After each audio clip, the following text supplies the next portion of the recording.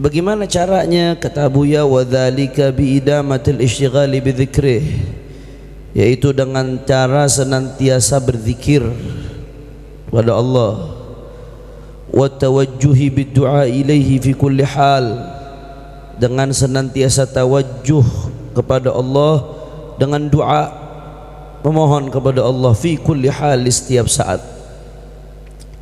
Kemudian dengan cara kathratul istighfar, banyak-banyak istighfar, wa taubati, dan selalu kembali kepada Allah, taubat, wal inabah juga sama, selalu kembali kepada Allah Subhanahu wa ta'ala. Jadi yang namanya dai itu enggak boleh lepas dari zikir. Dai tidak boleh lepas dari zikir. Nanti akan kita bahas insyaallah. والناظر في السيرة المشرفة يرى تمام محافظة النبي صلى الله عليه وسلم على ذلك. Orang yang mengkaji sirah musyarrafah, sirah Nabi sallallahu alaihi wasallam yang dimuliakan, yara tamama muhafadhatin Nabi sallallahu alaihi wasallam ala dhalik, dia akan melihat bagaimana sempurnanya Nabi sallallahu alaihi wasallam di dalam menjaga hal tersebut.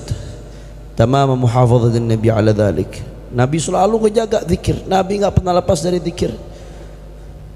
Wahtimamihi bihi, dan sempurnanya perhatian Nabi dengan zikir. Wa mulazamatihi lahu, dan sempurnanya mulazamah Nabi, istiqamah Nabi di dalam berzikir, continue.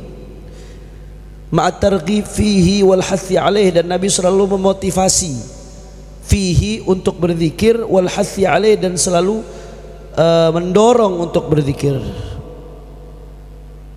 Tasyri'an, sebagai bentuk tasyri', pensyariatan, wa ta'liman, dan sebagai bentuk pengajaran, lid-du'a, untuk para dai. Yang Nabi lakukan, Nabi saja, Nabi selalu zikir, ngejaga zikir, enggak pernah lepas zikir. Maka itu menjadi pelajaran untuk lid-du'ati, untuk para dai, ala tawthiqi silatihim billah, untuk mempererat hubungan mereka dengan Allah Subhanahu wa taala, wa rabti qulubihim bihi, dan mengikat hati mereka dengan Allah Subhanahu wa taala, wali ziyadatil itmi'nan, dan untuk bertambahnya ketenangan, makin yakin makin tenang. Dengan apa? Bikabiri thiqatil mutlaqah, dengan besarnya kepercayaan yang mutlak, fi wa'dillah, terhadap janji-janji Allah, wa rahmatihi, dan rahmatnya Allah, wa lutfihi, dan lutuf kelembutannya Allah, wa inayatihi, dan perhatiannya Allah, wa kashfis su'i, dan Allah itu yang menyingkap keburukan dari kita, wa ijabatihi da'watal muttar, agar kita yakin bahwasanya Allah Subhanahu wa taala ijabah, menjawab da'watal muttar, doanya orang-orang yang sedang dalam keadaan darurat, wa ta'idihi wa nasrihi, dukungan Allah, nasrihi, pertolongan Allah, wa idharil faqati baina yadayhi, dan untuk kita menunjukkan faqah ay faqr, kebutuhan kita kepada Allah Subhanahu wa ta'ala. Harus ya, dai itu nggak boleh lepas dari zikir, agar dia di dalam perjalanan dakwahnya itu tegar. Jangankan dakwah, jihad saja nggak bisa dilepas dari zikir. Fathbutu wadhkurullah, kata Allah Ta'ala. Kalau kalian bertemu dengan musuh, fathbutu, bertahanlah, wadhkurullah, dan sebutlah, ingatlah Allah Subhanahu wa ta'ala. Jihad aja nggak boleh lepas dari zikir, apalagi dakwah. Dan kita kalau selalu menjaga zikir di dalam dakwah, selain penjagaan buat kita tahsin, biasanya orang kalau dakwah tuh banyak yang hasud, banyak yang benci, nanti ada yang ngirim sihir, ada yang mengganggu batinnya, ada yang mau mencoba pakai ainul hasad, bahaya, ainul haq.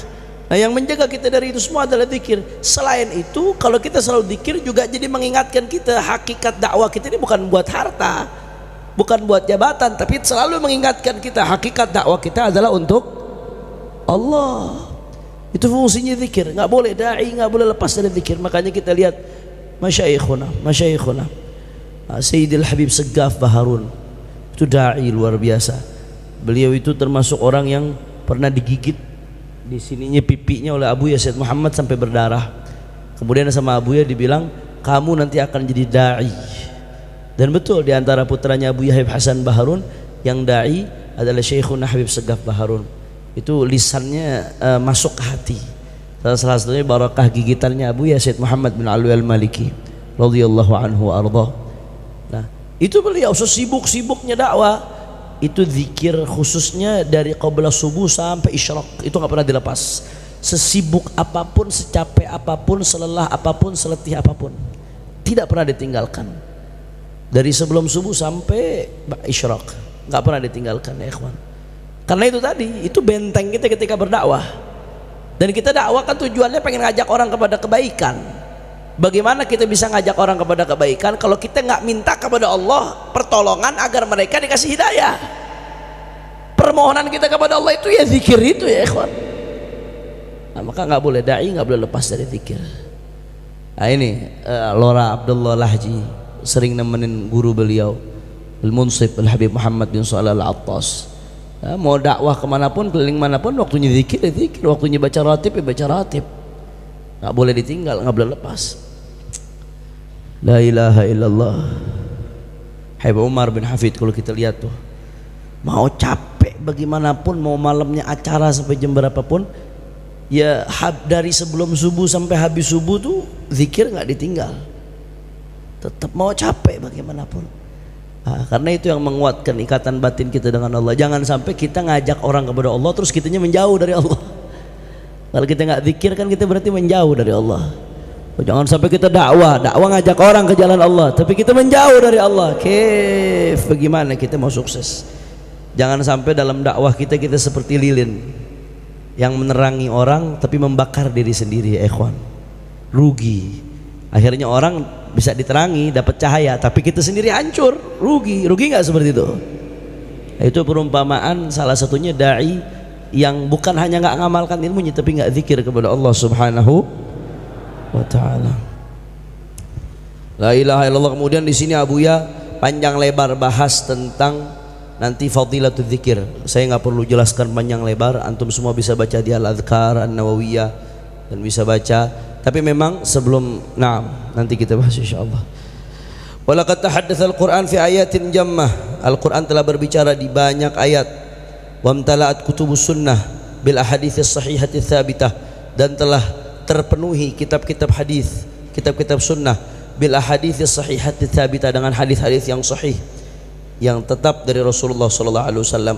Allati tusawwiru lana, yang menggambarkan kepada kita at-turuqal masyru'ata wa tsabitata, cara-cara yang disyariatkan dan cara-cara yang ditetapkan, li tawthiqis silati billah, untuk menguatkan hubungan dengan Allah, wa taqwiyatir rabitatil qalbiyah, dan untuk menguatkan ikatan hati lil muslimi wad da'i, bagi muslim dan da'i.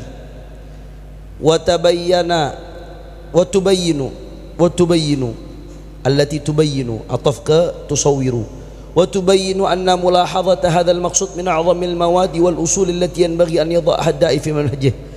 Dan berapa banyak ayat dan hadis yang menjelaskan tubayyinu, ayat dan hadis yang tubayyinu, dhamirnya hiya kembali ke al ayat wal ahadits.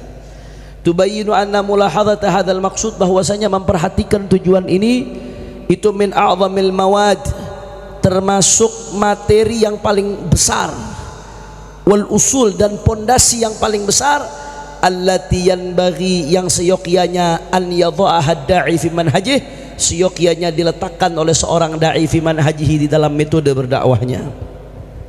Harus diperhatikan betul. Wa yaj'aluha nusba 'ainaih, dan dijadikan ini di hadapannya, di depannya. Ja'ala nusbal 'aini artinya ayyahtam bihi, yasrif ihtimamahu ilaih. Maksudnya dia jadikan zikir ini salah satu hal yang paling dia perhatikan dalam kesehariannya. Nah, karena antum sekarang di pondok gampang ngamalin zikir, karena kegiatan kita di pondok itu dikontrol, dipantau.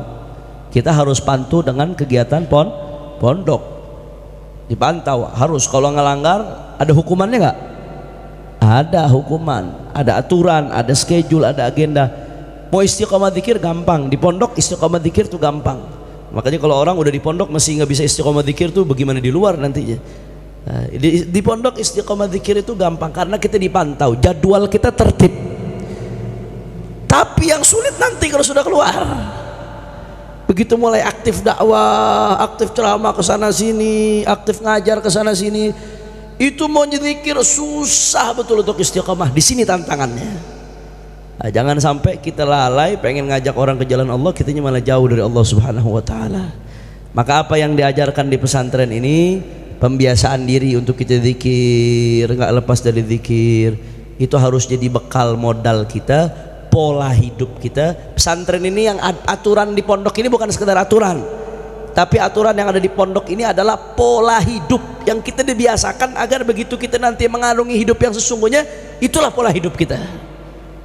Jadi Anda jangan mengartikan nih santri semuanya dibangunin waktu tahajud, kemudian habis subuh disuruh duduk zikir wirid ngantuk-ngantuk, disuruh sholat berjamaah setelah zuhur ada zikir lagi, wirid lagi, asar ada zikir lagi, dan seterusnya.